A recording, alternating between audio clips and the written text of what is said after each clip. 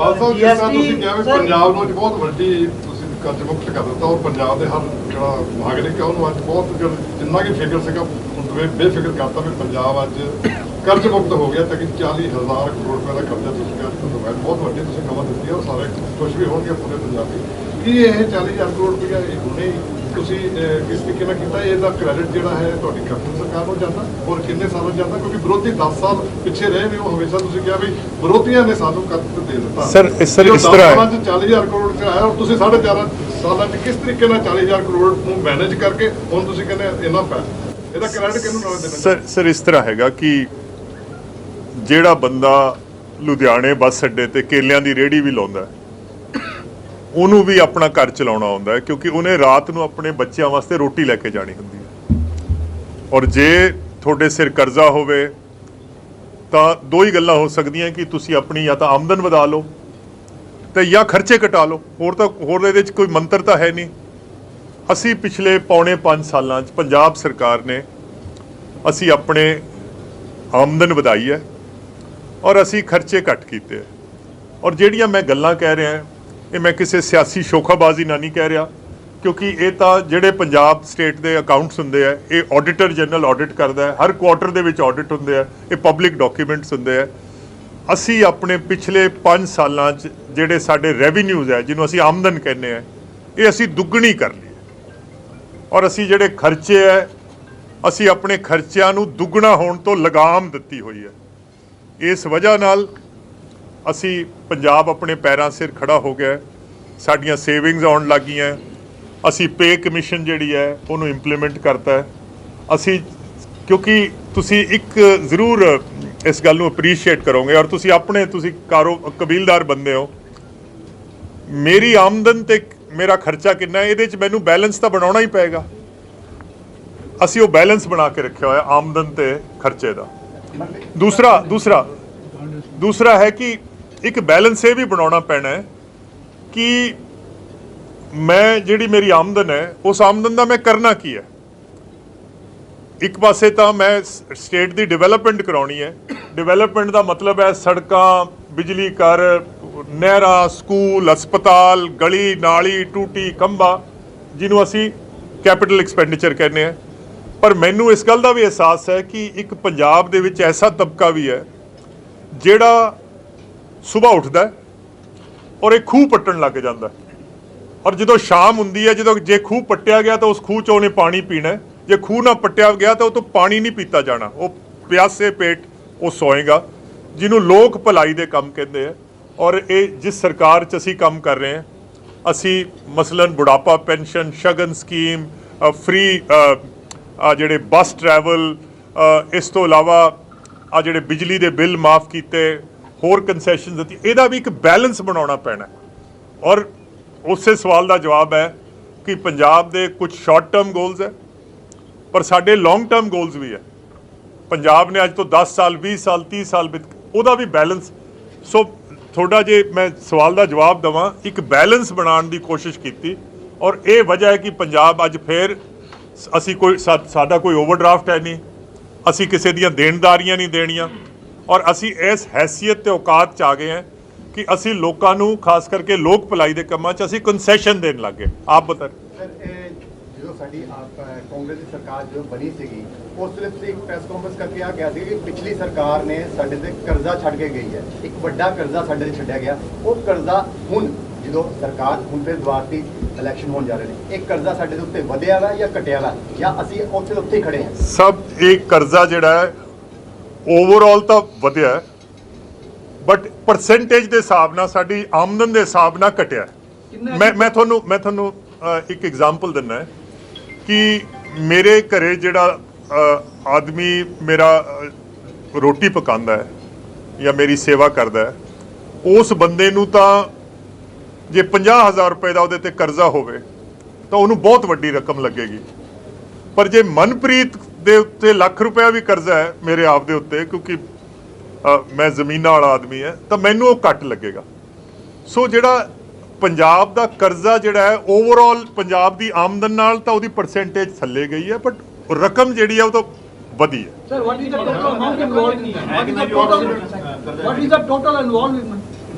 2,75,000 ਕਰੋੜ ਕਰਜ਼ਾ ਹੈ ਪੰਜਾਬ ਦਾ, ਜਿਹਦੇ ਵਿੱਚੋਂ 40,000 ਤਾਂ ਸਾਨੂੰ ਯਕਮੁਸ਼ਤ ਪਹਿਲੇ ਦਿਨ ਹੀ ਟੱਕਰ ਗਿਆ ਸੀ। ਮਨਪ੍ਰੀਤ ਜੀ ਤੇ ਬੈਲੈਂਸ ਬਣਾਉਣ ਲਈ ਛੱਡ ਕੇ ਕਿੰਨਾ ਗਏ ਸੀ ਜੀ ਕਰਜ਼ਾ ਉਹ ਅਕਾਲੀ ਦਲ ਕਿੰਨਾ ਛੱਡ ਕੇ 2 ਲੱਖ ਦੇ ਤਕਰੀਬਨ ਕਰੋੜ ਛੱਡ ਕੇ ਗਏ ਸੀ, ਔਰ 40,000 ਇਹ ਜਿਹੜਾ ਸਾਨੂੰ ਐਡੀਸ਼ਨਲ ਸਾਨੂੰ ਮਿਲ ਗਿਆ। ਸਰ ਜਿਹੜੀ ਆਪਾਂ ਫੈਸਿਲਿਟੀ ਦੇ ਕਿਹੜੀ ਤਰੀਕਾ ਇਹ ਅਮਾਉਂਟ ਹੈ ਜੀ? ਸਭ ਇਹ ਆਡਿਟਡ ਰਿਜ਼ਲਟਸ ਹੈ, ਤੁਹਾਨੂੰ ਕਿਸੇ ਵੀ ਪਬਲਿਕ ਡਾਕੂਮੈਂਟ ਚੋਂ ਮਿਲ ਜਾਣਗੇ। ਸਰ ਇੱਕ ਬਾਰ ਕਰ ਲੈ। ਸਰ ਆਪਣਾ ਜੋ ਤੁਸੀਂ ਤੱਕ ਬੈਲੈਂਸ ਬਣਾਉਣ ਦੀ ਗੱਲ ਕਰ ਰਹੇ ਹੋ, ਸਰ ਇਹ 'ਚ ਆਪਣੀ ਆਮਦਨ ਵਧੀ ਹੈ ਕਿ ਆਪਾਂ ਖਰਚਾ ਘਟਾਇਆ ਜੀ? ਕਿੱਦਾਂ ਬੈਲੈਂਸ? ਸਰ ਆਮਦਨ ਦੁੱਗਣੀ ਕਰ ਲਈ ਹੈ।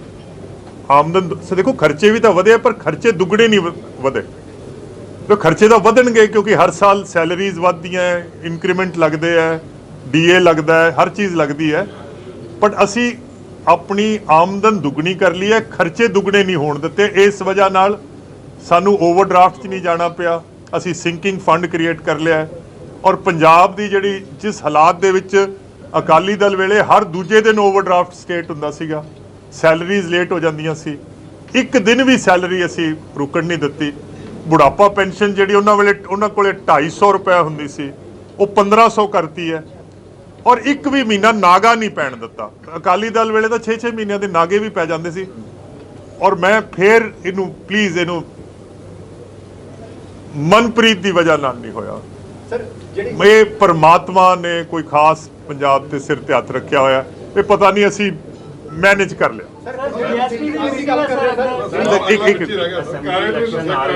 ਔਰ ਸਰਕਾਰ ਤੋਂ ਉਮੀਦਾਂ ਵੀ ਬੜੀਆਂ ਹੁੰਦੀਆਂ ਨੇ ਲੋਕਾਂ ਦੀ, ਜਿਹੜੇ ਬੈਲੈਂਸ ਰਹਿੰਦੇ, ਤੁਸੀਂ ਛੂਟ ਵੀ ਦੇ ਰਹੇ ਹੋ, ਸਭ ਦੇ ਰਹੇ ਹੋ, ਤੇ ਉਹਦਾ ਭਾਰ ਵੀ ਤੇ ਪਏਗਾ ਰੈਵਨਿਊ।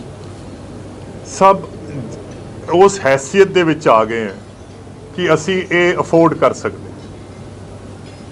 ਜੇ ਹੈਸੀਅਤ ਜਦੋਂ ਨਹੀਂ ਸੀ, ਉਹ ਕਿਸੇ ਵੇਲੇ ਸੀਗਾ ਵੀ ਟਕੇ ਦਾ ਹੱਥ ਹੀ ਨਹੀਂ ਖਰੀਦਿਆ ਗਿਆ, ਫਿਰ ਲੱਖ ਦਾ ਖਰੀਦ ਲਿਆ। ਸੋ ਅੱਜ ਅਸੀਂ ਉਸ ਹੈਸੀਅਤ 'ਚ ਆ ਗਏ ਹਾਂ। ਔਰ ਮੈਂ ਫੇਰ ਕਹਿਣਾ ਹੈ, ਇਹਨੂੰ ਮਿਸ ਇੰਟਰਪ੍ਰੇਟ ਵੀ ਨਾ ਕਰਿਓ ਕਿ ਜੇ ਅਸੀਂ ਬਿਜਲੀ ਦੇ ਬਿੱਲ ਮਾਫ ਕੀਤੇ ਹੈ, ਮਤਲਬ ਏਰੀਅਰਸ ਮਾਫ ਕੀਤੇ ਹੈ, ਦਰਅਸਲ ਉਹ ਏਰੀਅਰਸ ਆਣੇ ਵੀ ਨਹੀਂ ਸੀਗੇ, ਉਹ ਤਾਂ ਬੁੱਕਸ ਦੇ ਵਿੱਚ ਹੀ ਸੀਗਾ ਕਿ ਇਹ ਤੁਹਾਡਾ ਹੈ। So might as well clean up your books of account. It is not gimmick. You have not used the word gimmick, but Sir, ਮੇਰੀ ਦੇਖੋ, ਤੁਹਾਡੇ ਬਿੱਲ ਦੇ ਵਿੱਚ ਏਰੀਅਰ ਆ ਰਿਹਾ ਹੈ, ਤੁਹਾਡੇ ਬਿੱਲ 'ਚ ਏਰੀਅਰ ਆ ਰਿਹਾ ਹੈ, ਇਹ ਮੈਨੂੰ ਪਤਾ ਹੈ ਉਹ ਏਰੀਅਰਸ ਆਣੇ ਨਹੀਂ ਸੀ, ਉਹ ਅਸੀਂ ਐਫਡੀ ਤੋਂ ਉਹਨਾਂ ਨੂੰ ਦੇ ਕੇ ਆਪਣੀਆਂ ਬੁੱਕਸ ਕਲੀਨ ਕੀਤੀਆਂ। यार we are running a state, हाँ, कोई करियाने की दुकान नहीं चला रहे, स्टेट चला रहे 3 करोड़ आदमी।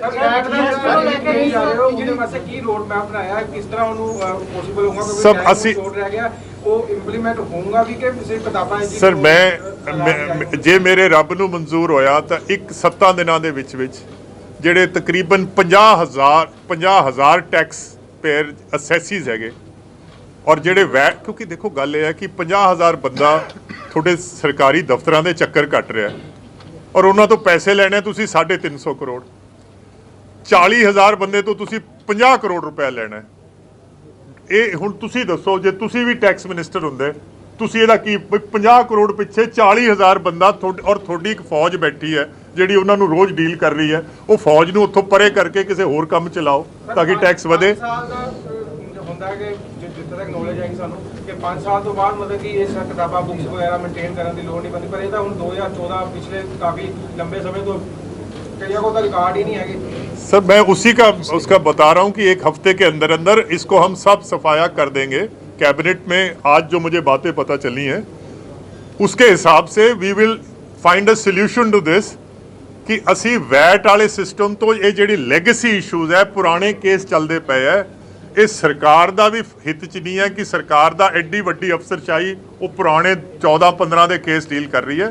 ਅਸੀਂ ਅਗਲੀ ਕੈਬਨਿਟ ਮੀਟਿੰਗ ਕਰਕੇ ਇਹਨਾਂ ਨੂੰ ਖਤਮ ਕਰਨ ਦੀ ਕੋਸ਼ਿਸ਼ ਕਰਾਂਗੇ। ਸਭ ਮੀਟਿੰਗ ਦੇ ਵਿੱਚ ਇੱਕ ਗੱਲ ਕਹੀ ਸੀਗੀ ਵੀ ਜਿਹੜੇ ਇੰਡਸਟਰੀਅਲਿਸਟ ਹੈਗੇ ਨੇ ਜਾਂ ਟੈਕਸ ਭਰਨ ਵਾਲੇ ਬੰਦੇ ਨੇ ਉਹਨਾਂ ਨੂੰ ਦਫ਼ਤਰਾਂ 'ਚ ਧੱਕੇ ਨਾ ਖਾਣੇ ਪੈਣ, ਉਹਦੇ ਵਾਸਤੇ ਕਰੋਗੇ ਕੀ ਸਰ? ਇੱਕ ਲਾਈਨ ਤੁਸੀਂ ਬੋਲੀ। ਸਰ मैं ये चाहना है कि टैक्स असेसमेंट जो पंजाब में है ਉਹ ਫੇਸਲੈਸ ਹੋ ਜਾਏ। ਕਿਸੇ ਬੰਦੇ ਨੂੰ ਟੈਕਸ ਦੇ ਦਫ਼ਤਰ 'ਚ ਨਾ ਜਾਣਾ ਪਵੇ, ਔਰ ਜਿਹੜਾ ਬੰਦਾ ਅਸੈਸੀ ਹੈ ਉਹਨੂੰ ਇਹ ਨਾ ਪਤਾ ਹੋਵੇ ਮੇਰਾ ਅਸੈਸਰ ਕੌਣ ਹੈ, ਔਰ ਜੇ ਕਿਤੇ ਕਿਸੇ ਨਾਲ ਕੋਈ ਮੀਟਿੰਗ ਵੀ ਹੋਵੇ ਤਾਂ ਉਹ ਇਲੈਕਟ੍ਰੋਨਿਕ ਮੀਟਿੰਗ ਹੋਵੇ। ਔਰ ਇੱਕ ਮਿੰਟ ਸੁਣ ਲਓ, ਔਰ ਉਹਦਾ ਰਿਕਾਰਡ ਰੱਖਿਆ ਜਾਵੇ ਤਾਂ ਕਿ ਜਿਹੜਾ ਉਹਦਾ ਸੀਨੀਅਰ ਹੈ ਜਾਂ ਮੈਂ ਹੈ ਉਹ ਅਸੈਸ ਕਰ ਸਕਾਂ ਕਿ ਫਲਾਣੇ ਬੰਦੇ ਨੇ ਜਵਾਬ ਕੀ ਦਿੱਤਾ, ਸੋ ਦੈਟ ਜਿਹੜੀ ਇਹ ਡਿਸਕ੍ਰਿਸ਼ਨ ਹੈ ਇਹ ਖਤਮ ਹੋਣੀ ਚਾਹੀਦੀ ਹੈ। ਸਰ ਜੀਐਸਟੀ ਨੂੰ ਲੈ ਇਨਵੈਸਟ ਕੇ ਪੰਜਾਬ ਦੇ ਵਿੱਚ ਤੁਸੀਂ ਗੱਲ ਕੀਤੀ ਹੈ, ਇਨਵੈਸਟ ਪੰਜਾਬ ਦੇ ਵਿੱਚ ਤਾਂ ਸਾਰੇ ਉਦਯੋਗਪਤੀਆਂ ਨੇ ਆਪਣੇ ਆਪਣੇ ਸਮੱਸਿਆ ਦੱਸੀਆਂ। ਸਭ ਤੋਂ ਵੱਡੀ ਸਮੱਸਿਆ ਉਹਨਾਂ ਦੀ ਵਿੱਚ ਹੋ ਕਹਿੰਦੇ ਤੁਸੀਂ ਕਿੱਦਾਂ ਪੰਜਾਬ ਗਵਰਨਮੈਂਟ ਇੰਪ੍ਰੈਸਡ ਕਰ ਸਕਦੀ ਹੈ ਬਾਹਰ ਦੇ ਜਿਹੜੇ ਵੱਡੇ ਉਦਯੋਗਪਤੀ ਆ, ਔਰ ਕਿਸ ਤਰ੍ਹਾਂ ਫੋਰਨ ਦੇ ਇਨਵੈਸਟਮੈਂਟਸ ਨੂੰ ਤੁਸੀਂ ਦੱਸ ਸਕਦੇ ਹੋ ਕਿਉਂਕਿ ਕਹਿੰਦੇ ਇਨਫਰਾਸਟ੍ਰਕਚਰ ਦੀ ਕਮੀ ਆ, এনवायरमेंट ਦੀ ਕਮੀ ਆ, ਔਰ ਪ੍ਰੋ ਇੰਡਸਟਰੀਜ਼ ਮਾਹੌਲ ਕਿਸ ਤਰ੍ਹਾਂ ਦਿਓਗੇ ਤੁਸੀਂ? ਸਭ ਅੱਜ ਦਾ ਟਾਈਮ ਜਿਹੜਾ ਸ਼ਾਰਟ ਰਹਿ ਗਿਆ। And also the regular rail roko Bharat Bandh and industry is in hardship because nobody is coming from outside. चलो ये तो this is a phenomena which has only taken place in the last 12 months, but मैं आपको बड़ी जिम्मेवारी से और बड़े वसूख से एक बात कहना चाहता हूँ कि पिछले 4.5 साल में पंजाब में 80,000 करोड़ की इन्वेस्टमेंट ग्राउंडेड है। प्लीज़ इसको फिर से एक बार नोट कर लें। और कोविड के दौरान भी ਸਾਡੇ ਕੋਲੇ 20,000 ਕਰੋੜ ਦੀ ਇਨਵੈਸਟਮੈਂਟ ਆਈ। ਉਹਦਾ ਇਹਦਾ ਮੈਂ ਬ੍ਰੇਕਅਪ ਵੀ ਤੁਹਾਨੂੰ ਮੈਂ SMS ਕਰ ਦੂੰਗਾ। 22,000 24,000 ਕਰੋੜ ਤਾਂ ਰਿਫਾਈਨਰੀ ਦੀ ਆਈ, ਪੈਪਸੀ ਪਲਾਂਟ ਆਇਆ, ਫੋਰਜਿੰਗਸ ਆਈਆਂ ਪੰਜਾਬ ਦੇ ਵਿੱਚ। This has been the best 4.5 years। 28 ਦੇ ਵੋਟ ਲੱਗੇ। ਔਰ ਮੇਰੀ ਇੱਕ ਹੋਰ ਵੀ ਬੇਨਤੀ ਹੈ ਕਿ ਪੰਜਾਬ ਅੱਜ ਵੀ ਇਨਵੈਸਟਮੈਂਟ ਜਾਂ ਇਨਫਰਾਸਟ੍ਰਕਚਰ ਦੇ ਹਿਸਾਬ ਨਾਲ ਇਟਸ ਅ ਗੁੱਡ ਸਟੇਟ। ਤੁਸੀਂ ਬਿਹਾਰ ਦੀ ਗੱਲ ਕਰਦੇ ਹੋ, ਮੱਧ ਪ੍ਰਦੇਸ਼ ਕਿਤੇ ਜਾ ਕੇ ਦੇਖੋ, ਉੱਥੇ ਵੀ ਇਨਫਰਾਸਟ੍ਰਕਚਰ ਇੰਨਾ ਬਿਹਤਰ ਨਹੀਂ ਹੈ ਜਿੰਨਾ ਕਿ ਸੋਚਿਆ। ਔਰ ਪੰਜਾਬੀ ਜਿਹੜਾ ਹੈ ਉਹ ਪੰਜਾਬ 'ਚ ਇਨਵੈਸਟ ਕਰਦਾ ਹੈ। ਔਰ ਅੱਜ ਸਾਡੀ ਜਿਹੜੇ ਸਭ ਤੋਂ ਵੱਡੀ ਪ੍ਰਾਇੋਰਟੀ ਹੈ ਉਹ ਹੈ ਕਿ ਜਿਹੜਾ ਇੰਡਸਟਰੀਲਿਸਟ ਅੱਜ ਪੰਜਾਬ 'ਚ ਕੰਮ ਕਰ ਰਿਹਾ ਹੈ, ਜਿੱਦਣ ਉਹਨੂੰ ਸਹੂਲਤ ਮਿਲ ਗਈ ਔਰ ਜਿੱਦਣ ਉਹਨੂੰ ਲੱਗਿਆ ਕਿ ਸਾਡਾ ਕੰਮ, ਸਾਡੇ ਮਾਮਲਾਤ ਠੀਕ ਹੈ, ਬਾਹਰਲੀ ਇਨਵੈਸਟਮੈਂਟ ਖੁਦ ਬੇ ਖੁਦ ਚੱਲ ਕੇ ਆਏਗੀ। But main priority is existing ਜਿਹੜਾ ਹੈ ਉਹਨੂੰ ਈਜ਼ ਆਫ ਡੂਇੰਗ ਬਿਜ਼ਨਸ ਤੇ।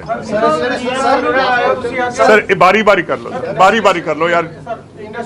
सब ऐसे करो सब ऐसे। मैं एक मिनट।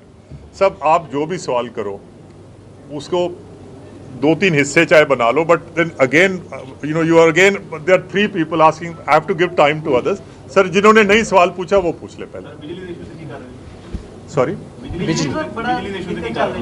ਪਾਵਰ ਕੱਟ ਬੜੇ ਲੱਗ ਰਹੇ ਜਨਤਾ। ਸਭ ਇਹ ਬਦਕਿਸਮਤੀ ਹੈ ਕਿ ਜਿਹੜੀ ਕੋਲ ਇੰਡੀਆ ਹੈ, ਜਿੱਥੋਂ ਸਾਰਾ ਕੋਇਲਾ ਆ ਰਿਹਾ, ਉਹਨਾਂ ਦੀਆਂ ਖਾਨਾਂ ਦੇ ਵਿੱਚ ਬਰਸਾਤ ਹੋਣ ਕਰਕੇ ਖਾਨਾਂ ਪਾਣੀ ਨਾਲ ਭਰ ਗਈਆਂ।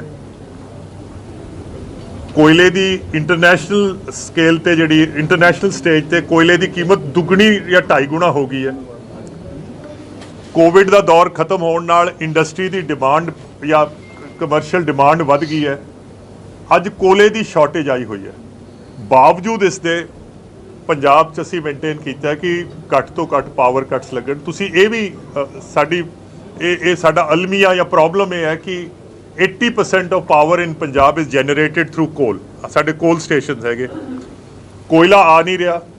ਔਰ ਜੇ ਤੁਸੀਂ ਆਪਣੀਆਂ ਅੱਖਾਂ ਬੰਦ ਕਰਕੇ ਹਿੰਦੁਸਤਾਨ ਦਾ ਨਕਸ਼ਾ ਦੇਖੋ ਤਾਂ ਕੋਲੇ ਦੀਆਂ ਖਾਨਾਂ ਤੋਂ ਜੇ ਕੋਈ ਸਭ ਤੋਂ ਦੂਰ ਕੋਈ ਜਗ੍ਹਾ ਹੈਗੀ ਤਾਂ ਉਹ ਪੰਜਾਬ ਹੈ, ਕਿਉਂਕਿ ਜੰਮੂ ਕਸ਼ਮੀਰ ਤੇ ਹਿਮਾਚਲ ਨੂੰ ਤਾਂ ਹਾਈਡਰੋ ਨਾਲ ਚੱਲ ਜਾਂਦਾ ਹੈ।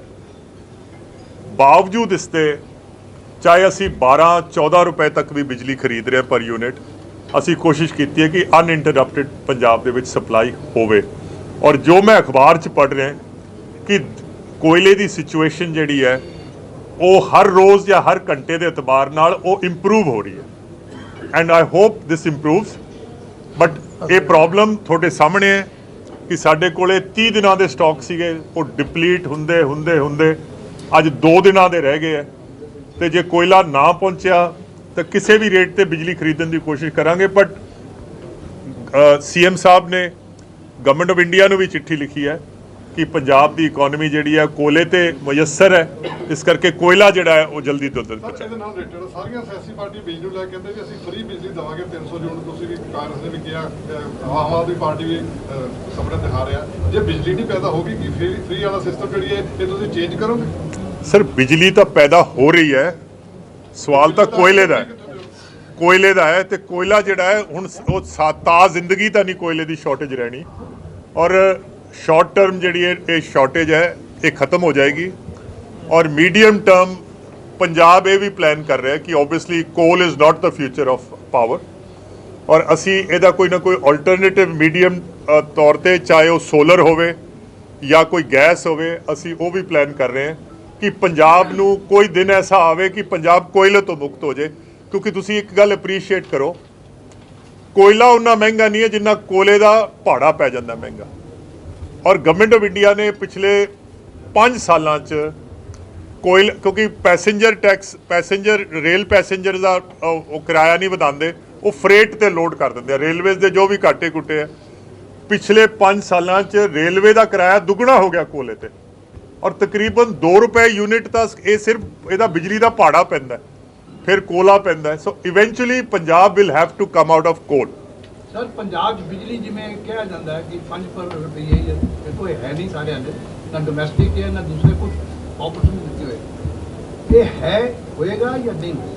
ਸਭ ਅਗਲੇ 5-10 ਦਿਨਾਂ 'ਚ ਔਰ ਦੀਵਾਲੀ ਤੋਂ ਬਹੁਤ ਪਹਿਲਾਂ